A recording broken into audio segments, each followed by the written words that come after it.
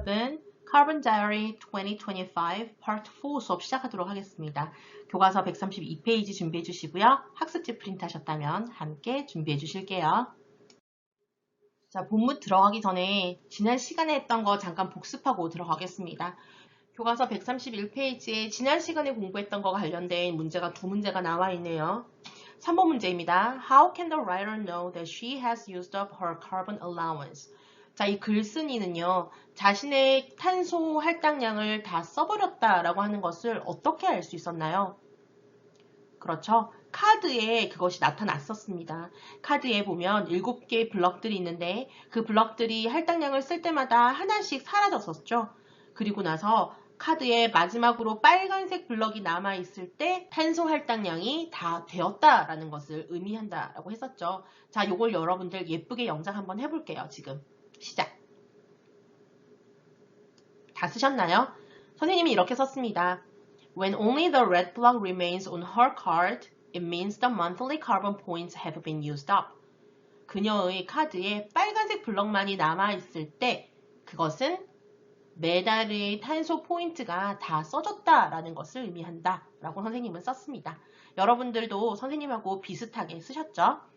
4번 문제입니다. Why was the writer's mom not allowed to get on the bus? 자, 이 글쓴이의 엄마가 버스에 타도록 허락되어지지 않았던 이유는 뭔가요? 즉, 엄마가 버스를 탈 수 없었던 이유는요? 그렇죠. 엄마 자기 자신의 카드를 집에 두고 왔기 때문이죠.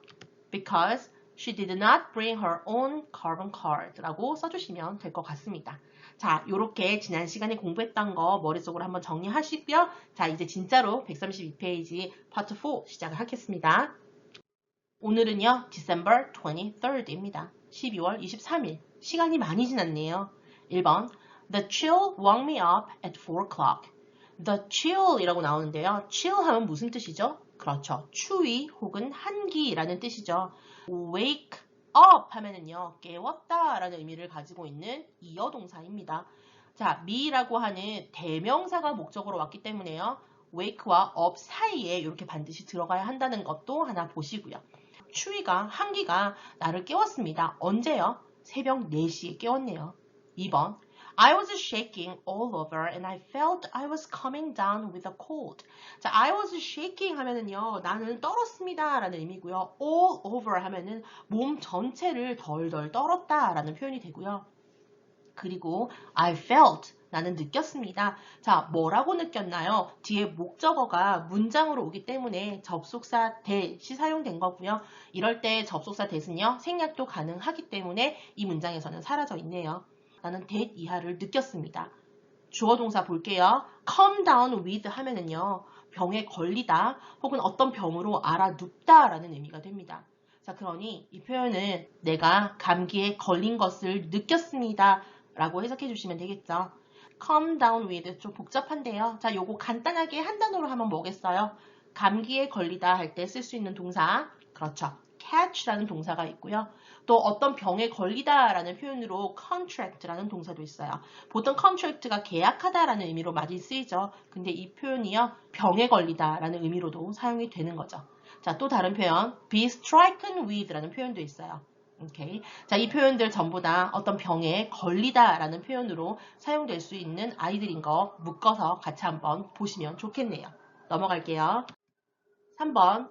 The thermometer read 7 degrees Celsius, but I was not supposed to turn on the heater.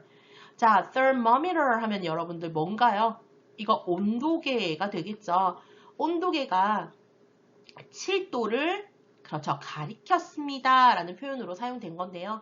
지금 여기서 read라고 하는 과거형으로 쓰였기 때문에 주어가 이렇게 3인칭 단수이지만 s 붙지 않은 거 보실 수 있을 거고요. 자, read라는 동사는요, 뭐뭐라고 적혀 있다 혹은 어떤 측정기구가 뭐뭐라고 나타내다 라는 표현으로 많이 사용됩니다.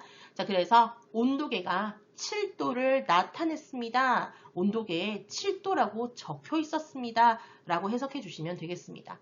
그러나 be supposed to 나왔네요. 자, be supposed to 하면 뭐뭐 하기로 되어 있다 라는 뜻이라고 했었죠. be supposed to는요, 뭐뭐 할 것이다 라는 예정의 의미도 되고요. 뭐뭐 해야 한다 라는 뭔가 당연하게 해야 하는 그런 의무의 표현도 됩니다. 그래서 여기서는요, 의무의 표현으로 사용된 거라고 보시면 되겠습니다. 뭐뭐 하기로 되어 있었습니다. 뭐뭐 해야 합니다. 그런데 앞에 not 붙었죠? 그러니까 뭐뭐 하지 말아야 했습니다. 라는 표현이 되는 거죠. 뭐 하지 말아야 돼요? turn on, 이어동사입니다. 켜다 라는 의미네요. 무엇을요? the heater, 히터 혹은 난방기를요. 여기서 마찬가지 turn on이 이어동사이기 때문에 여기 the heater이 요 사이에 들어가서 turn the heater on 이라는 표현으로도 사용이 가능하다라고 하는 것도 한번 볼게요. 4번입니다. We had promised at the family meeting that we would not hit the house after 3 a.m. 자, 우리가요 had promised 과거 완료 왔습니다. 약속을 했습니다 라고 나와 있네요.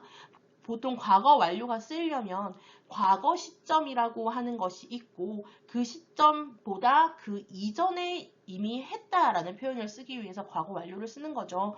자, 그럼 이 4번 문장에 과거 완료가 쓰였고 여기에 이 과거 완료의 기준이 되는 시점은 언제일까요? 그렇죠. 바로 앞에 나오는 3번 문장이겠죠. 온도계가 7도를 가리키고 내가 추위로 깨고 하는 그 과거의 상황보다 그 훨씬 더 이전에 라는 의미가 되는 거죠. 약속을 해버렸습니다. At the family meeting. 가족 회의에서요.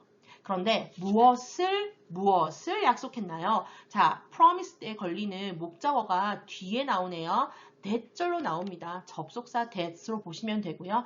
that 이하의 주어 동사의 문장이라는 그 내용을 내가 약속을 했다라는 표현이 되는 거네요. 자, 뭐라고 약속했어요? 우리가 would not heat. 여기서 heat라는 동사는요. 데우다, 뜨겁게 만들다 라는 의미로 사용되는 동사죠. 집을 데우지 않기로, 그리고 집을 뜨겁게 하지 않기로, 즉 난방을 하지 않기로 약속했다는 거죠. After 3 a.m. 3시 이후에는요. 새벽 3시 이후에는 집에 난방을 하지 않기로 우리 가족 회의에서 약속을 이미 해버렸어요. 그래서 4시에 깨서 추워도 뭐 할 수는 없어요. 히터를 틀 수는 없었습니다. 라고 얘기를 하고 있습니다. 넘어갈게요. 5번. So I had a glass of warm water which cost 0.2 carbon points. 자, 그래서 내가 여기서 had는 가졌다기보다는 먹었다, 마셨다의 의미가 되겠죠. 따뜻한 물 한 잔을 마셨습니다. 콤마 찍고 위치 나왔네요. 관계대명사의 계속적 용법이죠. 그리고 그것은 그런데 그것은의 의미이고요. 여기서 그것은요. 바로 앞에 나오는 a glass of warm water를 받겠네요. 그런데 그 따뜻한 물 한 잔은요. 코스트 들었습니다. 0.2 탄소 포인트가 들었습니다. 라고 얘기를 합니다. 여러분 학습지에 보시면 선생님이 코스트라는 동사와 구별하세요 하고 코스티드라는 단어를 썼어요. 여러분 보시기에 이 코스티드라는 단어가 굉장히 어색하지 않나요? 없는 단어 같죠? 근데 실제로 존재하는 단어입니다. 그리고 심지어요, 이 코스티드는요, 코스트라는 동사의 과거형입니다. 우리가 일반적으로 비용이 들다, 값이 들다 라고 얘기할 때 사용하는 코스트는요, 코스트, 모양이 일정해요. 그런데 이 코스티드로 사용되는 코스트라는 동사는요, 비용, 원가를 산출하다라는 의미로 사용될 때 바로 이 코스티드라는 동사를 씁니다. 그러니 코스트라는 동사는 과거형이 두 가지가 있네요. 코스트라는 원래의 모양을 그대로 쓰는 과거형과 코스티드 해서 뒤에 ed를 붙이는 과거형이 두 개가 다 있어요. 그런데 의미가 다르다는 거겠죠? 코스트라는 과거 동사는 값, 비용이 들다라는 의미로 우리가 일반적으로 사용하는 그런 의미고 코스티드는 비용을 산출하다, 어떤 원가를 산출하다라는 의미로 사용되는 과거 동사이니까요. 이 부분도 조금 구별하시면 도움이 될 것 같습니다. 6번 넘어갈게요. It did not help much and I kept coughing. 그것은 많이 도움이 안 됐어요 라고 얘기를 하고요. 여기서 말하는 그것은 무엇을 말하는 걸까요? 그렇죠. 바로 앞문장에 그 따뜻한 물 한 잔을 마시는 것을 가리키는 거겠죠. 그 따뜻한 물 한 잔을 마시는 것은 도움이 그리 되지 않았습니다. And 그리고 나는 keep ing 계속해서 뭐뭐 하다라는 의미가 되죠. 자, 계속해서 coughing 뭐 했어요? 기침을 했어요 라는 표현이고요. 자, 이때 keep하고 ing 사이에 뭔가 전치사가 하나 더 들어가도 뭐뭐를 하다, 계속해서 뭐뭐 하다라는 의미인데 뭐가 들어갔었죠? 그렇죠. keep on ing를 쓸 수도 있고요. 또 계속해서 뭐뭐 하다라는 표현으로 여러 가지 선생님이 지난번에 알려줬습니다. 여러분 기억하고 계시나요?